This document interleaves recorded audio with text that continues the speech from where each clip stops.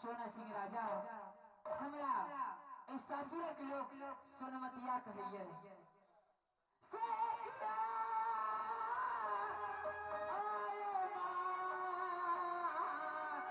Master जी लागे छै ससुर आबै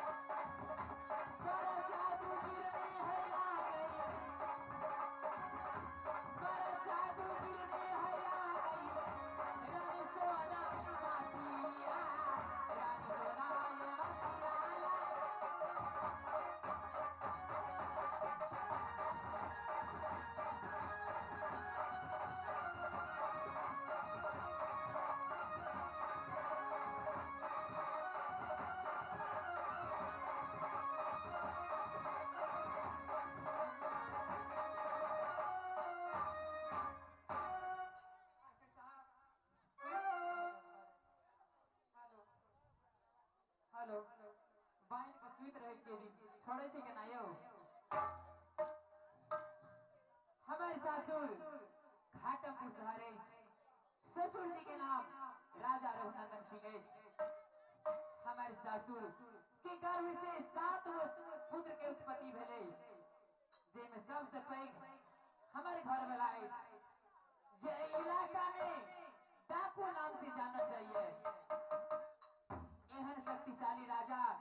न तो आज तक जन्म लेके और न धरती पर जन्म लेते और के नहीं जानिए जी रानी सोनमतिया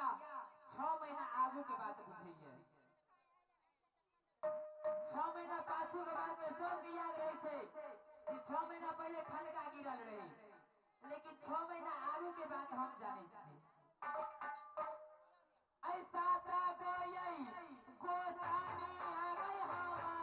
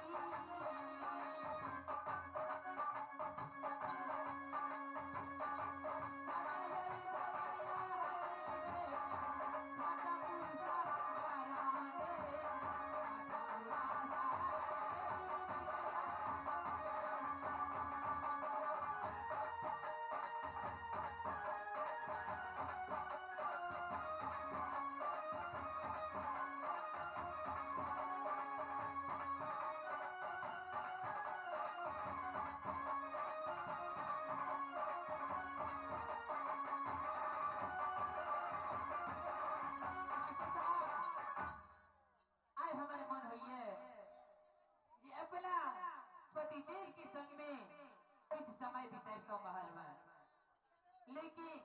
ई बेईमान परदेसी हमेशा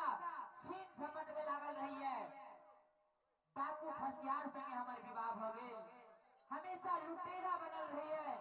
ई स्त्री के दिल के दुख बात नहीं बुझई है।